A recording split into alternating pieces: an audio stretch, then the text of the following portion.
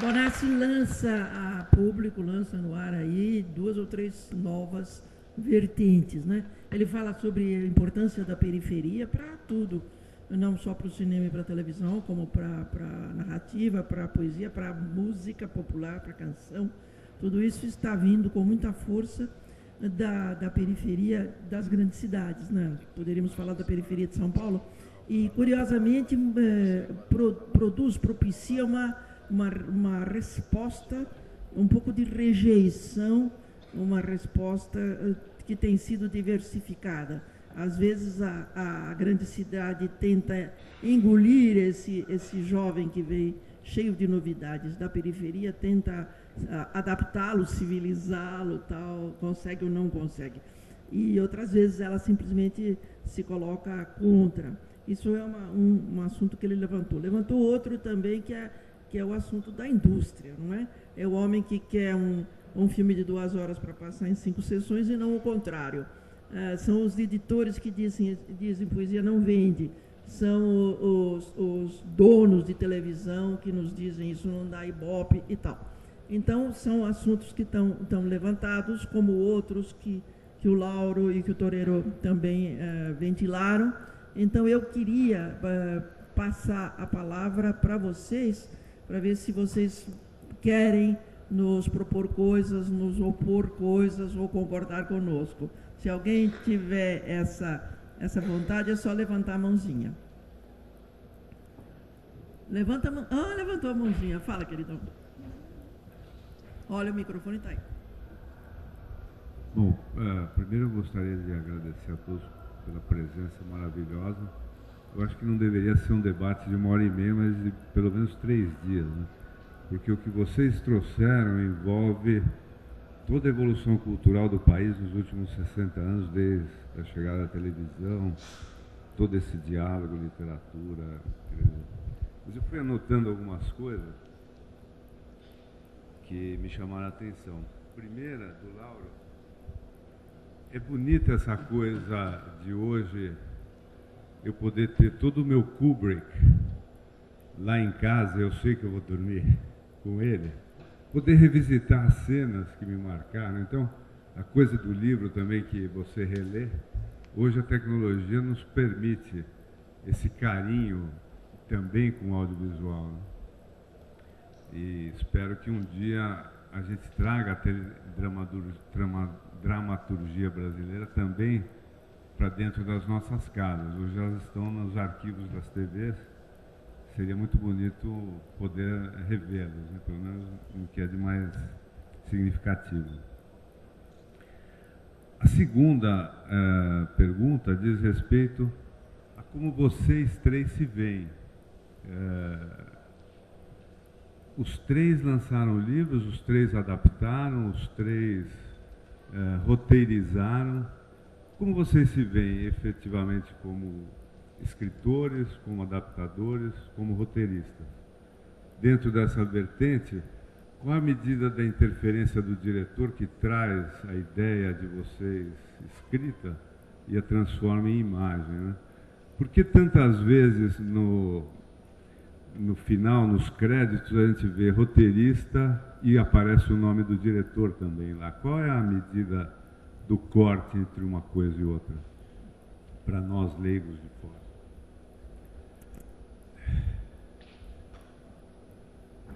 Desculpa que está aqui.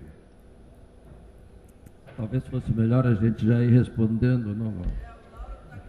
O Lauro está querendo responder já uma das suas questões. Não, eu acho que senão você coloca uma coisa, depois passa para outra e outra. Não, você volta. Já queria aproveitar o gancho. Uma coisa que o Horácio falou, que me pareceu muito interessante, que é o negócio da periferia, muito bem observado. E curiosamente, também as emissoras de televisão estão trazendo a periferia para as telinhas. Isso é uma coisa recente e nova. Vocês observem que as personagens baixaram de status social. As personagens também estão buscando imitar a periferia, não é? Às vezes de uma maneira muito falsa, às vezes criando os lixões esquisitíssimos e coisas muito... eu não sou muito não estou muito animado com a dramaturgia feita na televisão ultimamente. Eu sou um rabugento nesse momento, em relação à telenovela. Mas isso obriga com que a máquina, com que a indústria também traga essa periferia para o centro da discussão, né? Porque antes as personagens eram todos burgueses, aristocratas, pessoas muito educadas, pessoas que viviam altíssimos problemas de altíssimo nível existencial, ou, às vezes num nível melodramático, grosso e ruim, mas eram personagens de status social diferente dos de agora. Isso é a mídia buscando dialogar com essa nova, vamos dizer, essa nova manifestação periférica que existe no país hoje, que até é uma coisa ótima, né? Excelente. Eu acho bom que exista esse diálogo com essa periferia, não é? Você quer acrescentar alguma coisa a isso? Então, isso aí responderia, é uma colocação que me pareceu oportuna. A outra questão que você colocou é tecnologia. É uma coisa bem colocada que você fez, é que nós hoje temos o filme conosco como um livro. Nós temos também, a gente não leva o DVD para a cabeceira, né? E coloca em cima da Bíblia, não, mas a gente pega o DVD e coloca em outro lugar, né? Mas não sei, tem alguma coisa na própria feitura, na própria maneira de comunicação, tanto do DVD que vem de um filme ou projetado na tela, na telona, ou uma peça adaptada, ou uma criação específica mesmo para aquele programa de televisão. Mas, de qualquer forma, a literatura tem prioridade, talvez, uma coisa mais intimista. O leitor se sente aconchegado pelas personagens no livro. Eu não sinto a mesma coisa quando eu assisto um filme, né? Eu fico com ele na minha cabeça, se o filme for bom, eu fico mastigando ele, fico muito tempo com ele na cabeça, e até mais do que o livro, porque eu vejo muito mais filmes do que leio livros, mas o livro tem uma coisa que eu gostaria de ouvir vocês, até mais do que falar. Fala. Você quer falar, Pablo? Não sei se vocês concordam comigo, mas acho que... Eu sempre concordo com você. Você não vale. Por isso que eu falei no plural. Eu acho o seguinte, que o livro está diretamente ligado o autor com o leitor. Não tem interferência do diretor, não tem interferência dos atores, não tem um conceito armado. O conceito é seu. É seu com o seu autor. O autor é seu. Eu acho que essa é a grande diferença entre... Isso é lindo. Não há o ator entre você e o personagem. Não há a luz entre você e o personagem. Não há a escolha do cenário entre você. Você cria esse personagem. O rosto dele é você. É isso, né, Bárbara? O rosto dele está na... né? É você que cria, é você que... E eu acho que você divide um pouco com o autor. Você se identificando com o personagem do livro, você se divide muito. Você fala, esse sou eu, como é que ele pegou isso? É interessante como esse autor, esse romancista, captou esse meu lado tão íntimo, tão meu, e, no entanto, ele conseguiu escrever uma coisa que eu escreveria também. Essa intimidade que é linda no livro, né? E que eu acho que tem um afastamento no DVD e tem um afastamento no cinema. Embora você, naquele momento, cercado de pessoas no cinema, no teatro, as pessoas estão todas juntas, e perde um pouco essa intimidade do livro, né? Eu sinto assim, eu não sei se... coloca a questão. A relação entre livro e leitor não é mediada, né? Enquanto que no cinema e na televisão tem muita mediação, tem muita gente pelo meio. Mas o Florencio fez uma outra pergunta que me parece importante. Como é que vocês se veem, principalmente? Como é que vocês se identificam, cada um de vocês? O que cada um de vocês é? Um escritor, um roteirista, um adaptador, um homem que faz um pouco de tudo, dramaturgo. Como é que vocês se veem? Como é que vocês se enxergam? Eu não me vejo muito bem, não.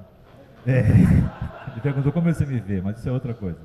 Olha, são coisas de natureza diferente, como eles estão dizendo, o livro e tal. E que você, na hora que está trabalhando, se comporta de maneira diferente. Exemplo, eu faço filmes.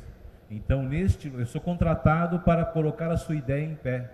Então, assim, a qualidade da nossa história vai ser a qualidade da nossa relação. A minha capacidade de fazer perguntas para tirar como é a sua história. Você quer uma história de amor? Entre homens e mulheres, homens e bichos? Por que eles têm amor? Acaba bem, acaba mal? Esse processo de conversa nos permite criar a nossa história. Na adaptação, isso é pior. Porque eu tenho que saber por que ela escreveu o livro e por que diabos você comprou aquele livro e o que você quer daquele livro. Isso não é uma questão de teoria literária, isso é uma questão de poder de quem compra o direito autoral. É assim que eu trabalho nos projetos em que eu trabalho. Exemplo disso, no Lula, o dono era o produtor. Lula, o Filho do Brasil, que eu terminei o roteiro, o dono era o produtor. Eu cheguei a levar cenas pedidas pelo diretor e o produtor dizia: isso é uma bosta, cidadão. Rasgar na minha frente e na frente do diretor, e eu e o Fábio. O filme era do Barretão. Ele pautava o roteirista. Fiz um filme, fiz o Cazuza, O Tempo Não Para, onde você tinha a mãe do Cazuza querendo preservar um filho, que era o que era, louco e maluco e doido, sem vergonha, promíscuo, e um gênio. Então a mãe quer preservar esse cara, seu pai, eu sei qual é a dela. Você tinha o produtor querendo vender um monte de ingresso e a diretora querendo fazer um filme de arte. E você no meio disso, tendo que pactuar, fazer um aplanamento entre esses vários interesses. Esse era o meu trabalho, eu fui contratado para isso, né? No caso do Apocalipse 1,11, que é esse tal de teatro colaborativo, é você partilhar uma bibliografia com um grupo de atores, diretor, cenógrafo, iluminador, você trancar essa tenda com esses 20 ou 30 caras e a gente começar a brincar de teatro como a gente brincava, como ele brincava com os bonequinhos. Paute aí para mim, quem são os 4 cavaleiros do Apocalipse? Como é que a gente vai fazer o jogo? O que é juízo final? E a gente ia improvisando isso, ia correndo atrás dos caras, registrando em vídeo e anotando o que eles diziam. Depois eu pegava isso e dizia: isso é ruim, isso é bom, em debate com eles, e a gente ordenava isso narrativamente. Então as relações são muito diferentes. E tem a literatura onde eu mato quem eu quero. Se eu tiver 4 milhões de figurantes, custa a mesma coisa. E é o lugar da pessoalidade, é um lugar onde eu assino e ninguém interfere. É numa relação com o editor os eventuais interferências nisso. Então são trabalhos de natureza diferente, em que você se envolve diferentemente. Num lugar você tem que pactuar diferenças, no outro juntar igualdades, no outro você pode ser solitário. É um pouco assim que eu vejo o meu papel. Então o meu papel muda de acordo com a tarefa literária que eu estiver fazendo, mas há sempre a literatura na base. Nós aqui nessa mesa fazemos uma coisa muito sofisticada num país pobre e burro como esse. É extremamente sofisticado ser escritor no Brasil, eu não tinha noção disso. A quantidade de oferta de emprego, de possibilidade, agora ainda mais com um monte de... E aí tem a internet, fui a festivais de cinema feitos apenas com material de celular, longas metragens feitas com celular. Então, tem muita coisa acontecendo em termos de mídia, mas a literatura está na base de tudo.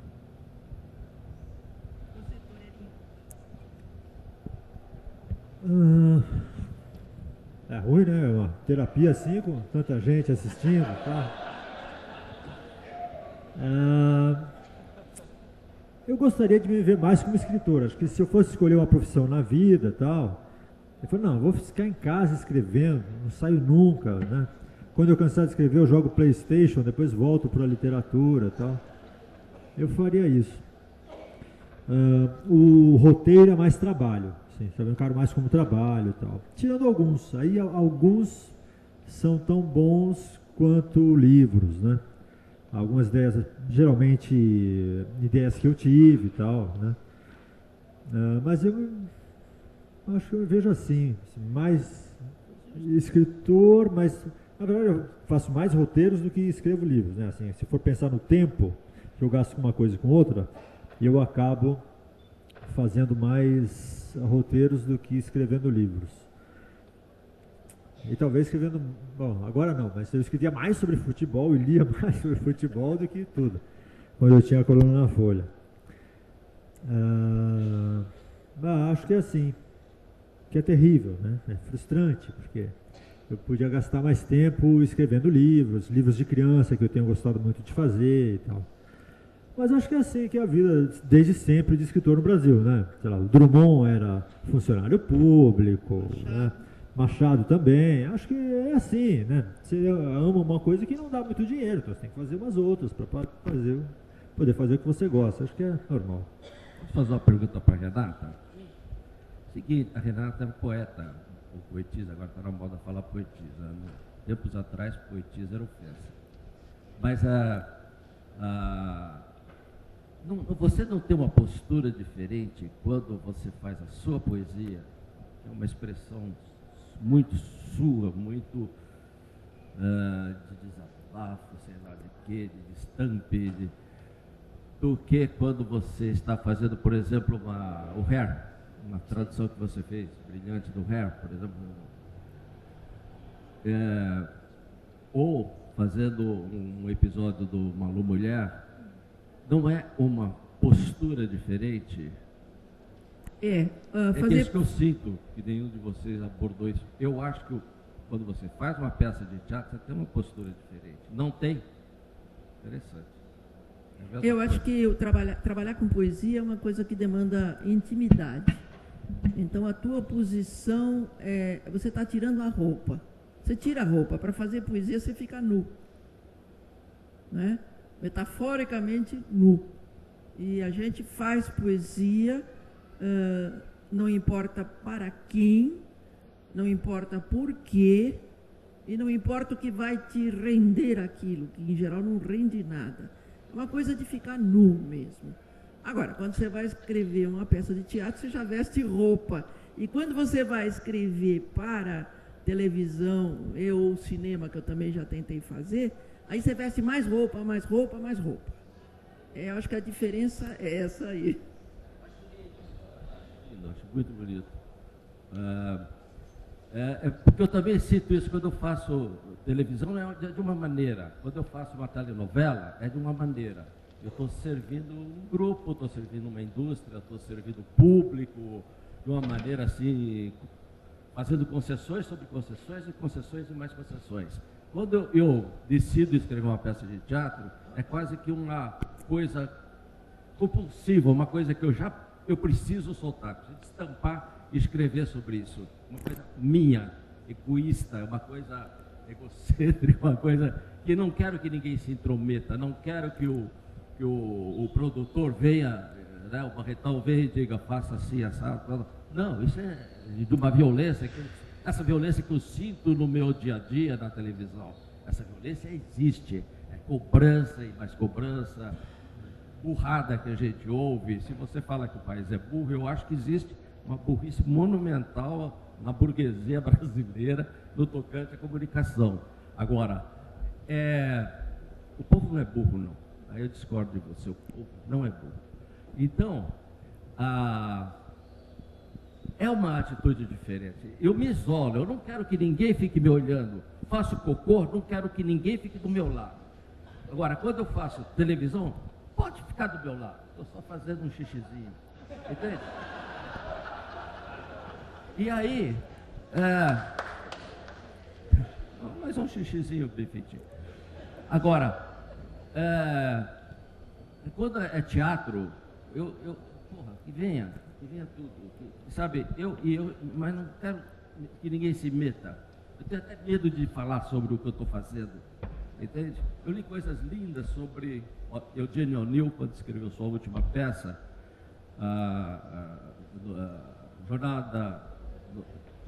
Longa Jornada Noite Adentro. Longa Jornada Noite Adentro. Era uma coisa biográfica da juventude dele. Ele se trancava no gabinete dele, ele se trancava no escritório dele, e as pessoas tinham que levar a comida e deixar uma bandeja na porta. Quando ele quisesse, ele abria a porta e tomava essa bandeja e comia. Ele não queria de forma nenhuma ser interrompido nem por um toque-toque na porta, por nada desse mundo. Eu acho que quando ela faz a poesia dela, você, a sua peça, tinha essa sensação, as suas peças. O Toureiro, quando tem filmes lindos, ele tá, é dele, é autoral, é bastante autoral. Ele está fechado ele mesmo, eu sinto isso, negócio da Torre de Marfim, um pouco romântico, um pouco, sei lá, idealizado. Mas esse lado idealizado, romântico, que muita gente acha que é babaquice, eu acho que ele existe mesmo, sabe? Na hora da criatividade, na hora de fazer mesmo. É uma doação, Posso, não, só para dizer um outro lá, quando eu fiz não para ele e tal, porque assim, é um jogo jogado. Quando eu vou à televisão, eu não tenho ilusão de que vou fazer o que eu quero. É um jogo para jogar ali. É o jogo do debate. É claro que a literatura é o lugar da pessoalidade, é o lugar do cocô, daquele grande cocô depois da feijoada que você faz com sinceridade, isolamento, aquele cocô que você quer cuidar bem. Mas há outros cocôs, talvez mais suaves do que esse, em que o que o mais interessante é o resultado do cocô. Você tem que misturar cocôs.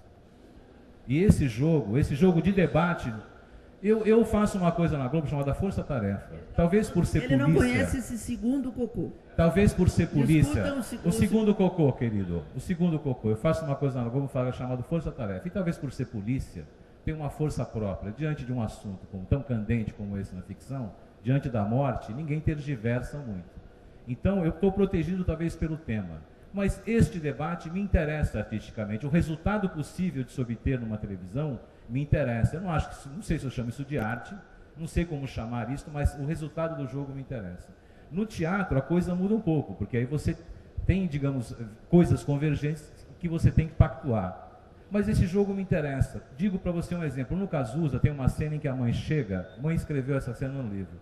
Ela chega em casa, descobre a maconha do Cazuza, joga na privada, dá descarga. Ele chega em casa e ela fala, mãe, cadê minha maconha? Ela fala, joguei fora. Ele fala, vai para aquele lugar, bate a porta e sai. Fiz o filme, escrevi essa cena que estava no livro da Lucinha, um livro que a mãe escreveu, Mãe sobre o Filho. Essa cena, depois eles se xingam direto no livro, mas enfim, tinha essa cena.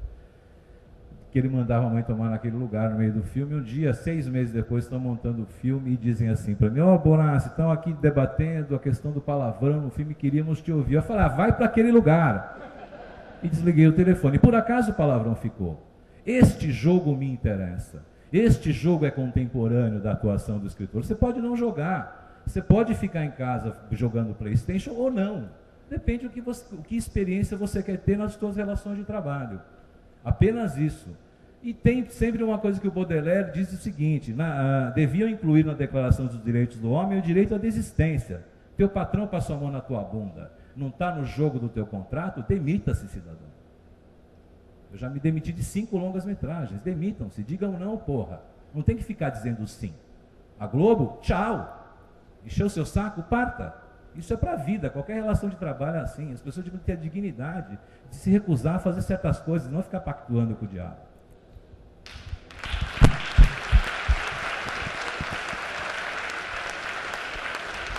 Opa, está surgindo uma mãozinha aqui à esquerda. Fale, querida. Eu queria saber um pouco o que vocês pensam a respeito dessa coisa das séries de TV, porque vocês estão falando de vários suportes e, ultimamente, isso é algo que tem interessado muitas pessoas ao meu redor, e eu tenho ouvido pessoas como o Vargas Llosa, por exemplo, dizendo que a grande dramaturgia agora está nas séries de TV. O Bertolucci, grande fã também das séries de TV. Então, eu queria entender como é que é adaptar para a série, em contraponto adaptar para cinema, em contraponto adaptar para novela, por exemplo. Você está falando daquela série que tem unidade, cada unidade tem uma história em si tem uma e história ao mesmo em si. tempo tem... Se fecha, né? Na verdade, acho que esses comentários que eles fizeram, obviamente, foram a respeito das séries americanas, né? Mas tem as séries brasileiras, e como é que funciona essa linguagem aqui, né? As séries mais antigas, como Chiquinha, por exemplo, que eu acompanhei, e as séries novas hoje, como Força Tarefa, talvez. Peraí, aí tem que se ver outra coisa. Nós estamos falando, eu sou meio chata nesse negócio, que eu tive que dar aula sobre isso. Nós estamos falando sobre séries, que são aquelas produções em que cada episódio tem a sua própria unidade. No caso de Chiquinha, era uma minissérie com continuidade quase que total. Então, são dois subgêneros, digamos assim, diferentes. Vocês querem falar sobre isso? Gostariam de falar sobre isso? Olha, eu vou tentar. Eu vou tentar. Vamos ver. Eu acho o seguinte, os americanos descobriram um caminho perfeito. Eles sempre chegam muito rápido nas coisas, né? Tem muito dinheiro para chegar. Então, as séries americanas são realmente de muito boa qualidade. O Fernando Meirelles, disse um dia desses, que já tinham mais qualidade, que era muito mais interessante fazer as séries de TV do que fazer um filme, não é?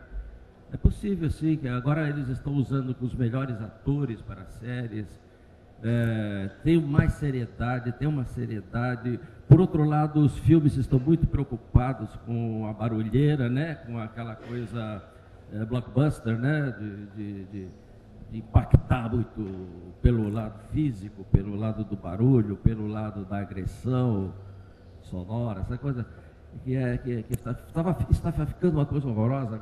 Outros filmes agora são um pouco melhores, mas as séries melhorou muito, as séries americanas melhoraram muito. Eu acho que nós temos um caminho muito bonito, mas nós temos uma tradição de telenovela muito mais forte que os demais países, com exceção do México, mas nós fizemos um tipo de telenovela diferente da mexicana que tem muito mais qualidade, não é?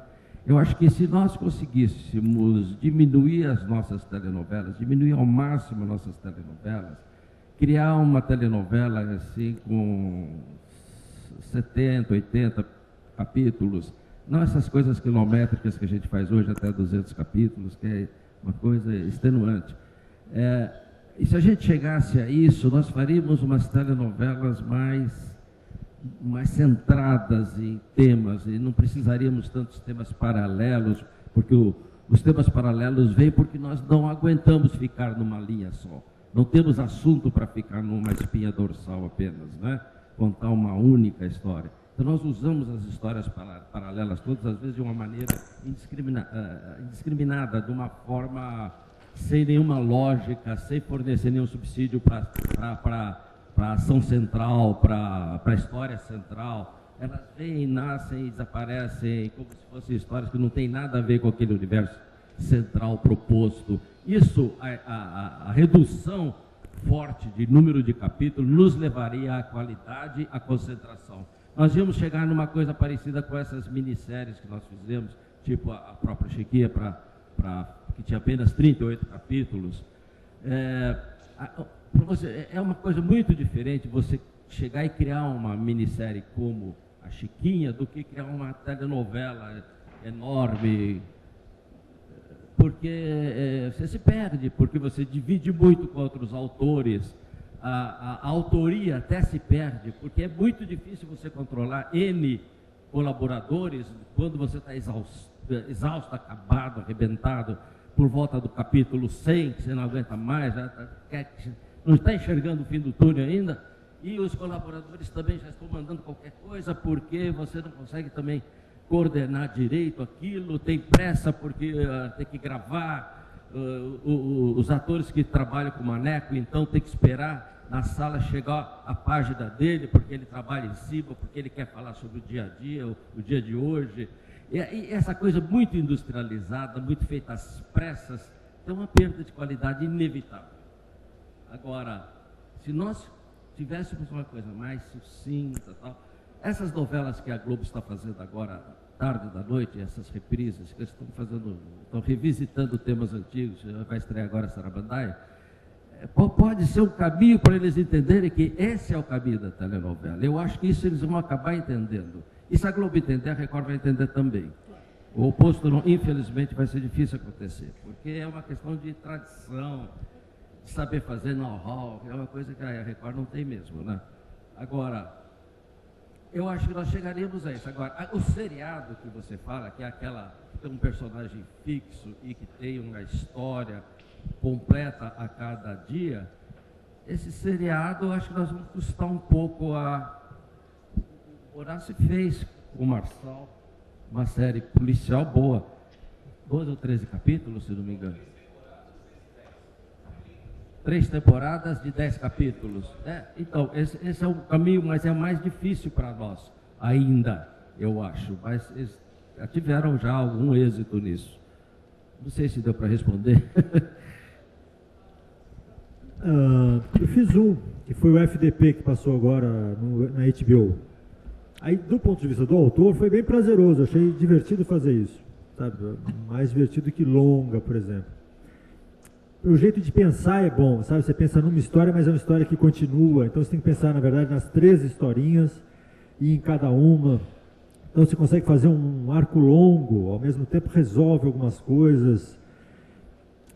Aí foi prazeroso, eu não sei explicar muito o porquê, sabe? Mas foi bem divertido, eu achei mais do que fazer uma história de 90 minutos, assim.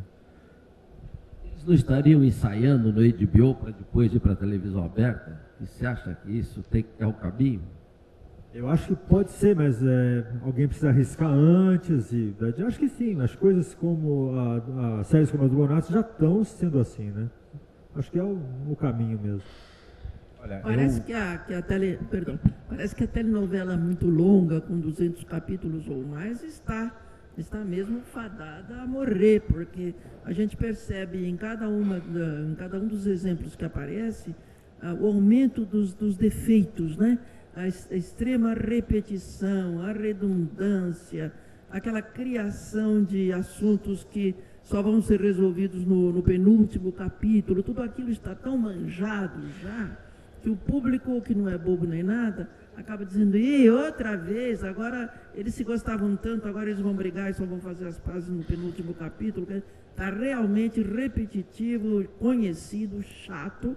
A Glória Pérez, outro dia, foi chamada, saiu inclusive uma observação minha na Veja, que me rendeu alguns aborrecimentos, porque eu disse, é chato, essa novela é chata. Mas é que repetia, e não só repetia dentro do próprio exemplo ali, da própria material que estava se falando, mas repetia coisas muito antigas dela própria e coisas anteriores, né? E tudo isso enche muito o saco, então as pessoas estão começando a desistir, está diminuindo a audiência e as críticas estão aumentando cada vez mais. Eu acho que a telenovela, tal como ela está, nas dimensões que ela está fadada a acabar. Não, parece que assim, essa coisa dos seriados e das séries de televisão, sim. Você pensar no Lost, que é um bando de louco num troço de um lugar que não acontece nada, hora você acha que é uma coisa, hora outra. 24 horas é uma coisa fascista e republicana, no entanto eles matam o protagonista na 3ª hora. Na 3ª hora matam o presidente da República. Onde é que esses caras vão com essa série? Agora tem mais 21 horas. E os caras vão, porque o vice-presidente faz um acordo com a Rússia, os caras vão enlouquecendo. Sabe que isso é modo de produção. O melhor modelo de televisão ainda é o europeu e americano, onde a televisão compra a programação fora. Ele fez na HBO, ele não fez na ABC, nem na NBC, porque os caras não fazem lá. A lei proíbe que faça. Então, em países democráticos, o que não é o nosso caso, quando a indústria cultural é democrática, a indústria compra a programação de produção independente. Então, se todos nós, se cada produtor independente pudesse fazer um seriado, uma série e apresentar as televisões, modelo para mim de televisão no Brasil é a TV Sesc Senac, que é uma vitrine, e você compra lá, você sai na rua comprando programação. Em qualquer festival de TV mundial, felizmente tive a chance de ir assim, o cara põe uma plaquinha lá, vendo comédia, vendo documentário, você vai lá e compra 200 aqui, 100 ali e monta a sua grade de programação. Só para países muito atrasados, com tradições autoritárias muito fortes, em que o sistema de comunicação está na mão de poucas pessoas e famílias, acontece isso que acontece no Brasil. Porque é isso que ele diz, o cara faz uma novela, ela tem um tempo para se pagar, esse investimento, dizem os caras que a fazem, não sei, eu não sou investidor. Um sujeito que faz novela, então ele bota um monte de coisa, contrata um monte de gente, ele diz, isso aqui se durar 70 capítulos, eu tenho prejuízo. Não sei se tem, então tem que durar 290 para que aquele custo se dilua. O que se diz é que por volta do capítulo 100 é que uma novela de 200 capítulos se pague. Você percebe a insanidade? Eu já ouvi falar isso aí, o ponto de equilíbrio financeiro de uma novela seria ali, por volta do capítulo 100. Mas se você fizer uma novela com menos personagens, portanto, menos cenografia, claro, concentrada, você pode fazer uma novela de 50 capítulos que se pague no 25º, sei lá. Não é? Me parece que é proporcional. Ainda esse problema, para mim, assim, eu acho que a gente não vai ver isso, e não vê isso, não é porque isso é um problema dramatúrgico e que a população não estaria preparada, é porque não há coragem. Não há coragem de fazer uma coisa semelhante ao 24 Horas, direita mesmo, uma série de direita. Vamos pegar o Carlos Lacerda e fazer a história dele. Não se tem coragem de fazer algo como Lost aqui, uma coisa estranha. Não se tem coragem de abordar a história do Brasil, que tem histórias geniais. Então é falta de culhão, de quem produz. Simples assim. A falta de diversidade e inteligência é porque a coisa é tocada por gente que não tem coragem e não é inteligente. Não há mágica no mercado. Se o empresariado é tolo, o produto é tolo e mal feito.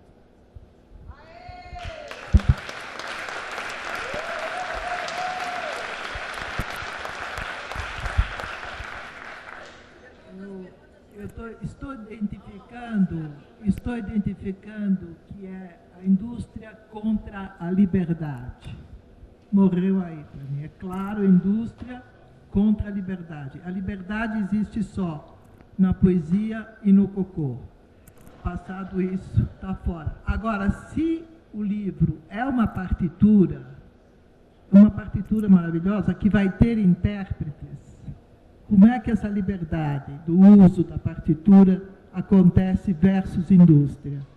Porque essa que é a dicotomia.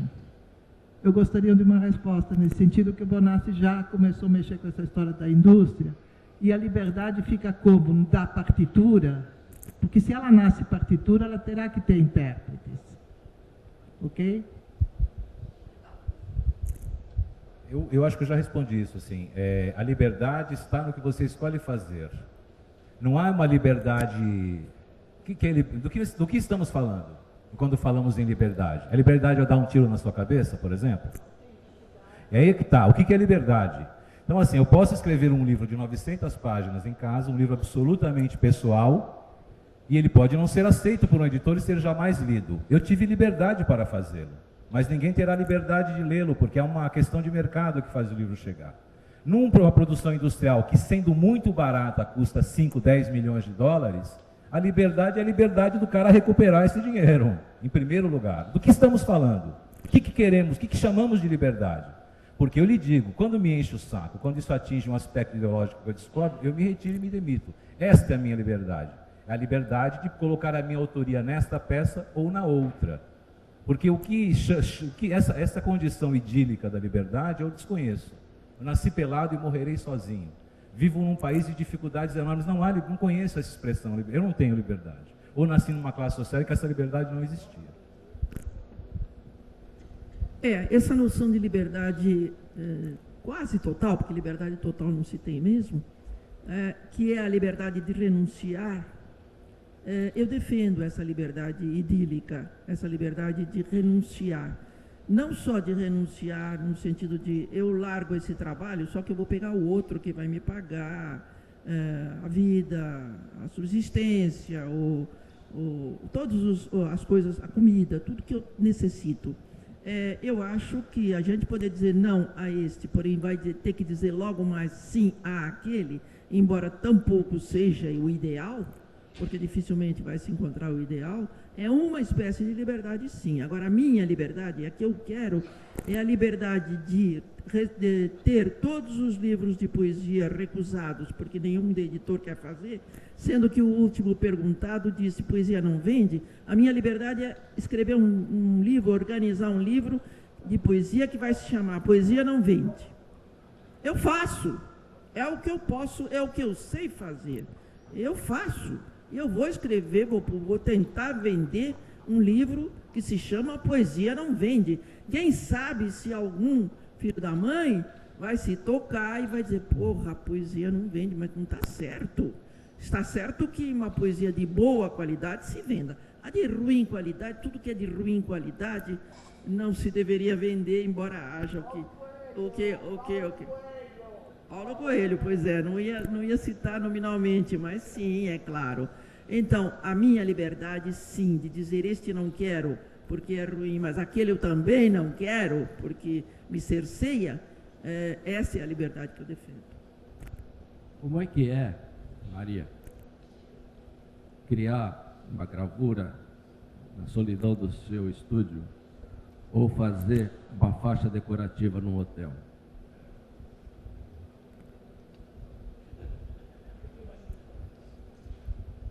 Eu acho que são questões diferentes. A gravura é sempre uma partitura. Eu faço uma partitura com doação plena. E daí ela acontece como acontece uma adaptação de cinema, etc., mas fora das minhas mãos, entende?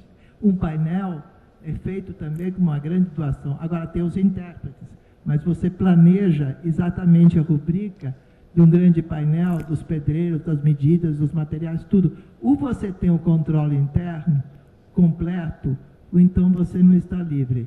Agora, eu não tenho anunciantes, tenho clientes e colecionadores. Uhum. E a arquitetura não interfere na sua criação? Bom, geralmente quem convida é o arquiteto. E é claro que o patrocinador é um ser necessário para criar obras de arte na arquitetura, porque você pode fazer uma gravura, mas se você faz um painel de 70 metros, 80 metros, como eu fiz, aí você precisa... E essa pessoa, ela é uma pessoa qualificada para entender o valor do que ele procura. Essa que para mim é a dicotomia, porque eu acho que dentro de uma televisão tem o diretor que acrescenta, o ator que acrescenta, mas o anunciante não acrescenta. E ele passa a interferir diretamente na duração da novela. Esse que é o problema que eu queria saber, porque você faz uma partitura honesta, bonita e tal, e depois como é que ela pode engordar infinitamente? É esse domínio que teria que ser avaliado em termos realmente de legitimidade. A legitimidade de uma obra, se você assina, ela tem que parecer com você. Então, mas, de qualquer forma, existe uma relatividade nessa liberdade, nessas duas formas de trabalhar. Isso é inevitável, não é? Seguindo, aqui à direita. Obrigada.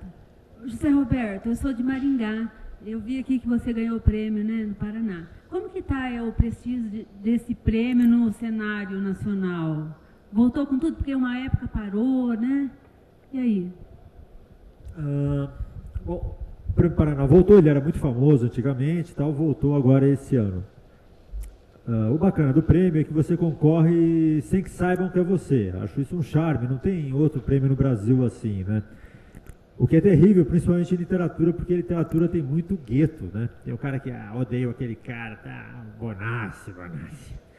Tem muito disso, sim. Então esse é bacana, ninguém sabe que é você e tal. Então eu achei um jeito muito interessante de fazer um prêmio. A repercussão, eu acho que ela é mais paranaense, pelo menos nesse primeiro. Assim, de gente entrevistando para saber e tal, foram jornais do Paraná. No resto foi notinha. Foi coisa pequena. O livro que ganhou chama Papis et Circenses, são micro-histórias sobre papas, né?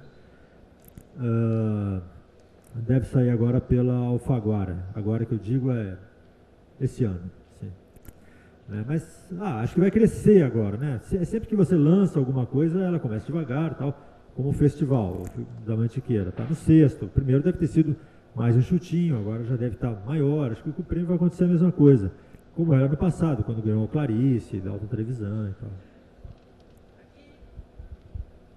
Quero saber a opinião de vocês a respeito dessa discussão sobre biografias autorizadas. Só poder lançar biografias autorizadas. Eu sou a favor de se liberarem todas as biografias e seja lá o que Deus quiser, né?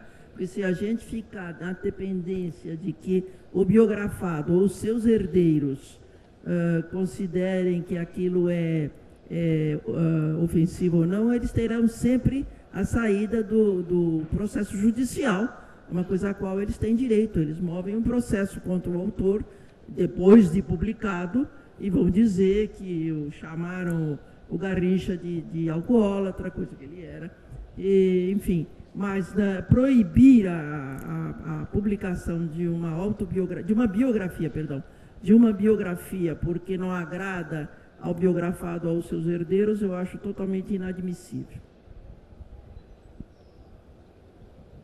Concordo plenamente com a Renata. Eu acho que no momento que você é uma figura pública, você está exposto e pronto, você tem que aceitar a resposta do público. Você vive dele.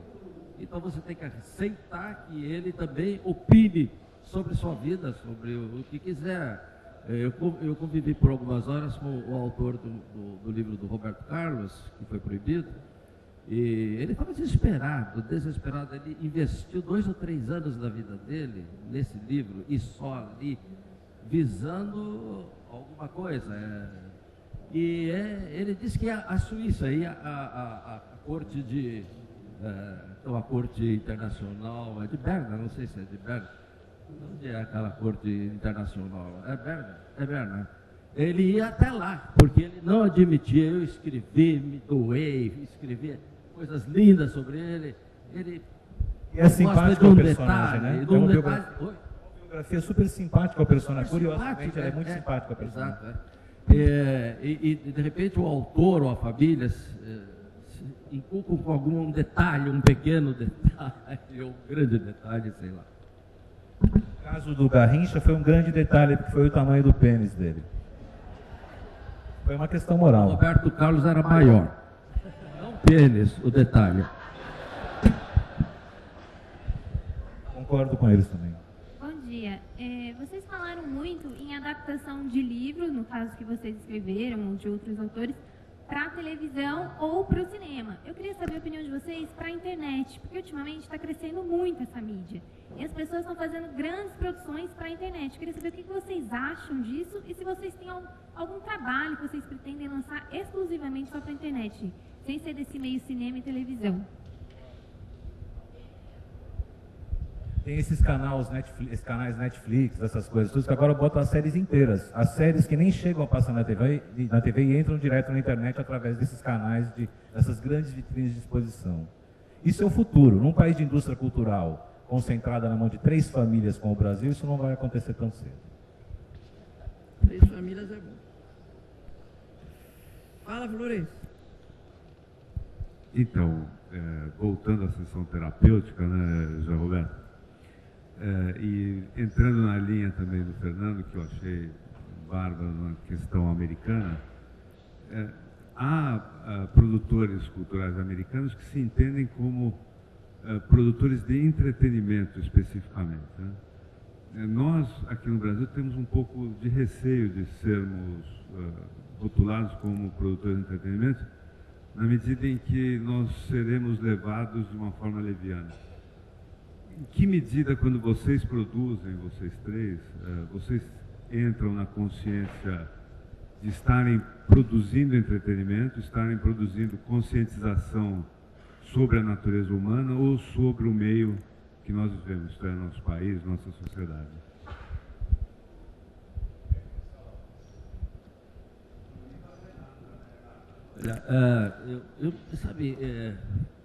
Eu me incomodo um pouco com essa questão do entretenimento, né? Porque muitas vezes a gente faz um trabalho com muita profundidade mesmo, tem chance de fazer, você tem tempo para fazer, faz com dedicação. Eu fiz uma adaptação que eu gosto muito, que é São Bernardo, do Graciliano Ramos. Se fosse rotulado como entretenimento, eu ficaria um pouco frustrado, porque realmente eu mergulhei no livro, mergulhei na obra dele antes de fazer. Fiz primeiro com 5 capítulos, depois entreguei a Cultura, numa época que a Cultura estava exibindo adaptações de grandes obras da literatura brasileira. Não foi aceito, foi proibido pela censura da época, porque era Graciliano Ramos. E depois eu condensei os 5 capítulos, entreguei à Globo e foi feito pelo Paulo José, dirigindo, com o Wilker, a Regina Duarte, fazendo os papéis principais. E eu gostei muito de fazer esse trabalho. Eu gostaria de fazer um por mês, sei lá, ou um para cada 2, 3 meses. Daria para fazer. É um trabalho fascinante, né? De você mergulhar num autor como Graciliano Ramos. A família até me homenageou porque achava que era um trabalho muito honesto para a televisão. Agora, se você rotula produto, isso é um produto, ou isso é entretenimento, tem uma coisa assim, produto eu já me incomodava porque eu me sentia um pacote, né? Me sentia uma coisa... entretenimento ainda é mais suave, mas ainda assim cria um afastamento. E é uma forma também de dizer assim, não levem muito a sério isso, nós estamos brincando com vocês.